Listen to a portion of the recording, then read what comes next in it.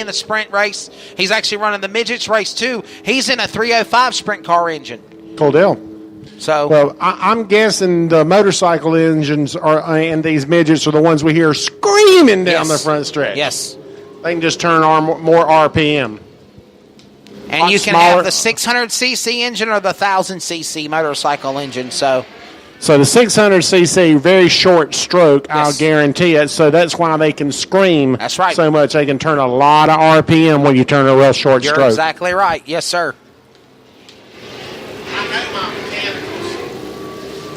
It was motorcycle engines. You're correct. And for the most part, a lot of these drivers are inside are driving the 600cc motorcycle engines.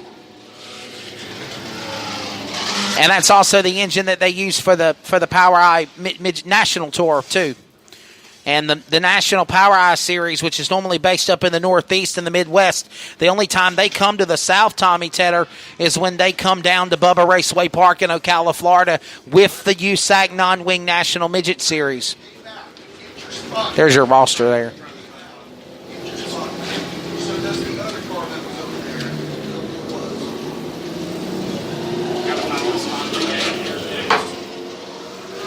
So we'll get ready for the restart here in just a moment.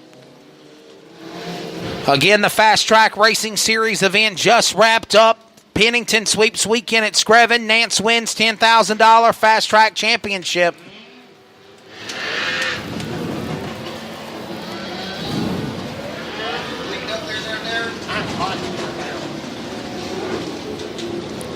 What? Is that your light? That's mine.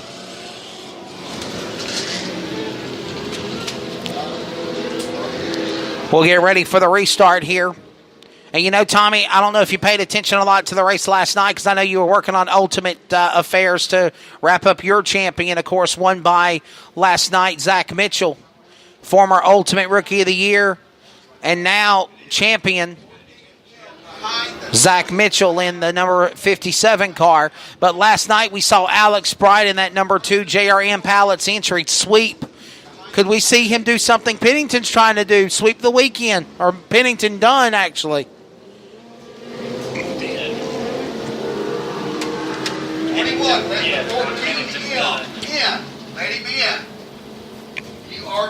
Pennington did sweep the weekend for Fast Track Pro Late Models, Tommy Tedder. We're going to see if Alex Bright can do that with the Midgets. And then we'll see if also Michael Andretti's, or John Andretti's son, Patrick Andretti, can actually be able to, Jared Andretti can be able to try to do the same thing. Could we see a sweep of the weekend? Possibility. We just not sure yet. That's why we race them. If you just say it's a sweep, it's not going to work. We're going to race them.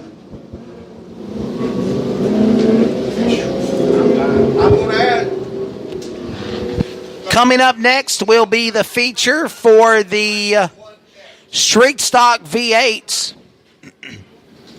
Is that really paying $5,000 to win for the Street Stock V8s? One more chance. 21. Get behind the 14 or you're going to put it on the trail. And then you've got the 50-lap Jack Hewitt tribute race, the Jack Hewitt tribute, as he is our Grand Marshal, one of the greats of racing, Jack Hewitt of Open Wheel. Just look up the name Jack Hewitt on YouTube, like you said, Tommy Tedder.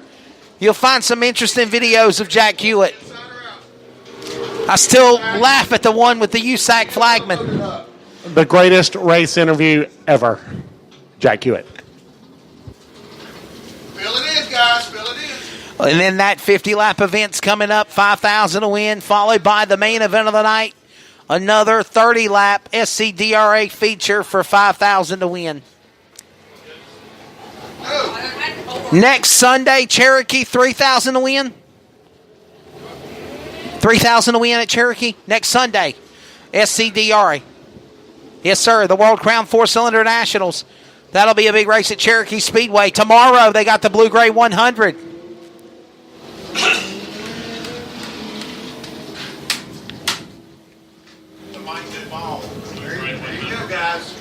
The what now? The Mike Duvall Blue Gray 100. One of the greats. Mike Duvall, the Flintstone Flyer. from Cowpen, South Carolina, one of the greats of super late model racing. Had the privilege to induct him in the 2009 Carolina Speedway and Carolina Clash Hall of Fame. Enshrined him down there in Gastonia. Dwayne Goins didn't like it one bit. Oh, well. 9 laps in of 25.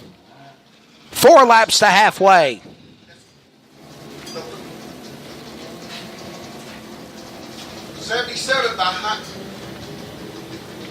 Alex Bright, Adam Pearson, and Scott Hunter.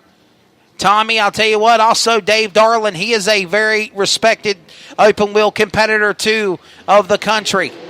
As they come to green, green is back out. Nick Spidell in 21, there's your top 5. The green's back in the air.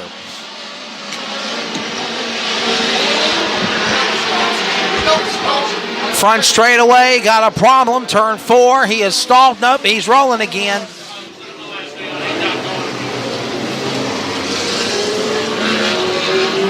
Thought he had a problem. They threw the caution and he sped away.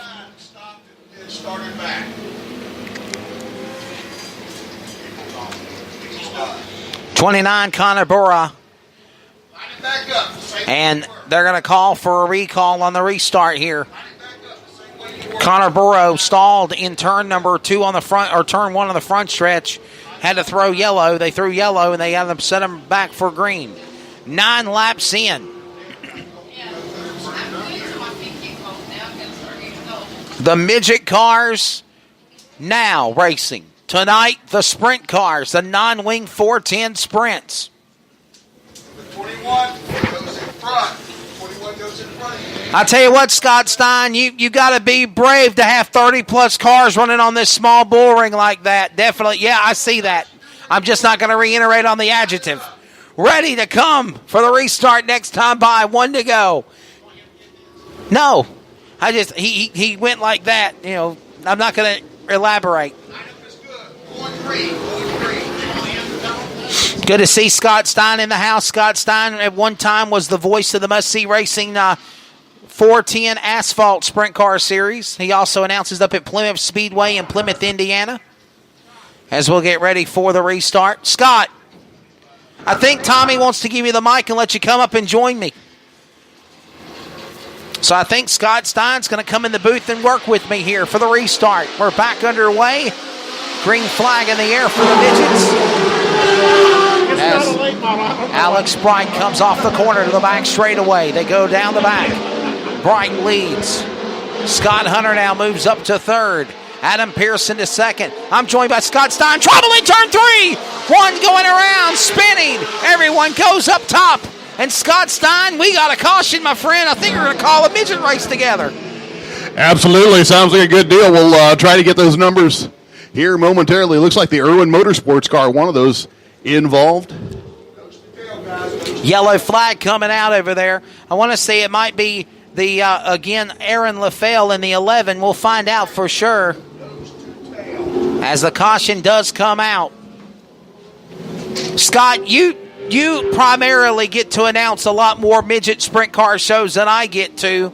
Let the fans know, for that matter. Testify, my friend, the talent that is here in the caliber level of the midgets and sprint cars, non-wing sprints here tonight at the Georgia State Outlaw Championship at Screven this weekend.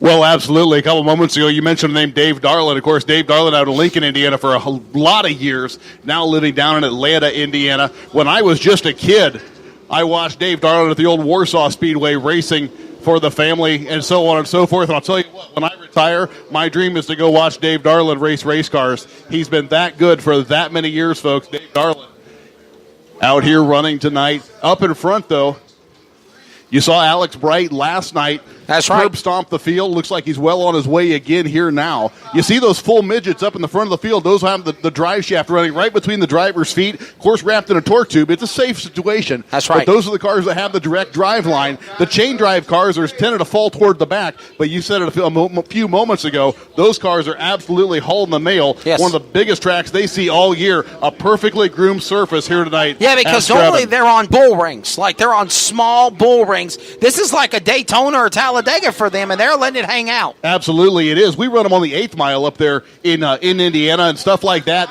You see them on quarter miles, but this is every bit as big as I would ever think to run these small cars. But I'll tell you what, these guys doing an excellent, and ladies, doing an excellent job keeping these cars pointed straight and traveling in a forward direction. Tommy Tedder just surrendered the microphone over to you. Me and Scott Stein on the call. Last time me and him ran into one another was actually during a rain delay for XAN TV at the East Bay Winter Nationals. The old XAN days. Yes. Stevens and crew and all that good stuff. It has been a lot of races between now and then. It's been fun to watch the succession of your career. Thank you, buddy. As you've moved onwards and upwards and branching out across the southeast. Wesley Outland, the name to know in motorsports announcing here across the Dixie. Not just that, now football and basketball, doing Fox and you're a man of Fox all trades. radio and sports and all that good stuff. But I love my racing, though. Never forget where you come from. Absolutely. Yeah, I went by Crossville, the dragway. I remember talking about that a while back. You being at Crossville calling drag races. Yes. I thought, holy cow, the kid does it all. Alex Bright. Talk about the man of the JRM Pallets Racing number 12. You know him from Absolutely. Collegeville, PA? Out of Pennsylvania, one of those ARDC East Coast midget drivers that we see, of course, up in the Northeast, comes back, runs some USAC midget stuff.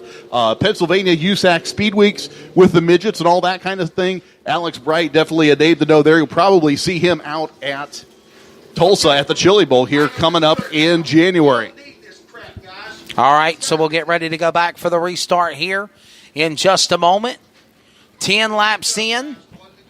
It'll be 15 laps to go. Out in front again, of course, is the driver of number 12, Alex Bright. Yes, sir.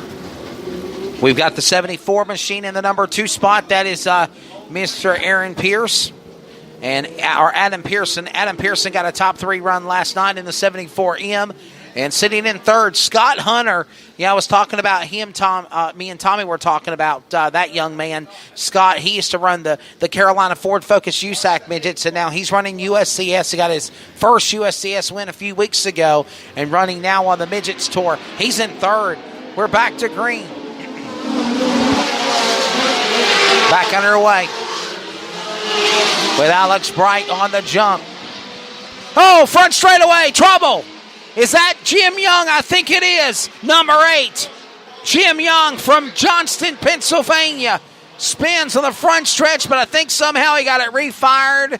And we go into yellow flag again, Scott Stein. Trouble for Jim Young.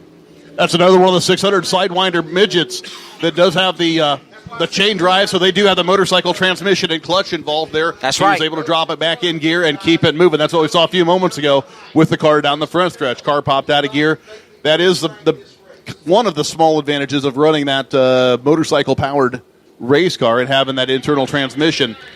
Full midget like what you see up at the front of the field would Yes, not sir. be able to take off after stopping on the track like that. So do you travel all over the country like you were doing? Or you still? Well, I'm stay racing. up north I'm or working what? at Plymouth Speedway up in Indiana, which, of course, Plymouth, Indiana, the home of Hoosier Racing Tire. That's right. Got to get that plug in to get my $5 from Hoosier Racing Tire. But They're parked in the back. absolutely. Big Purple, glad to have you. But, yeah, I do a little bit of traveling, a little bit of announcing here or there off and on when my Saturday night schedule at Plymouth allows it. But for the most part, I'm up there in Indiana every Saturday night, have a great time. We run an economy class sprint car. We run a super street class, which is like your street stock V8s Right, down here. right. We run modifieds, and we have an infield track that we do run the 600cc micro sprints up there as well. We run 5 divisions a night And for on you Saturday guys, nights. and for you guys up north, Scott, when the big boys of super late models come to town, that's a big show for you guys. But y'all are used to the midgets and sprint cars. Absolutely, we run a couple of late model shows up there a year with the UMP class.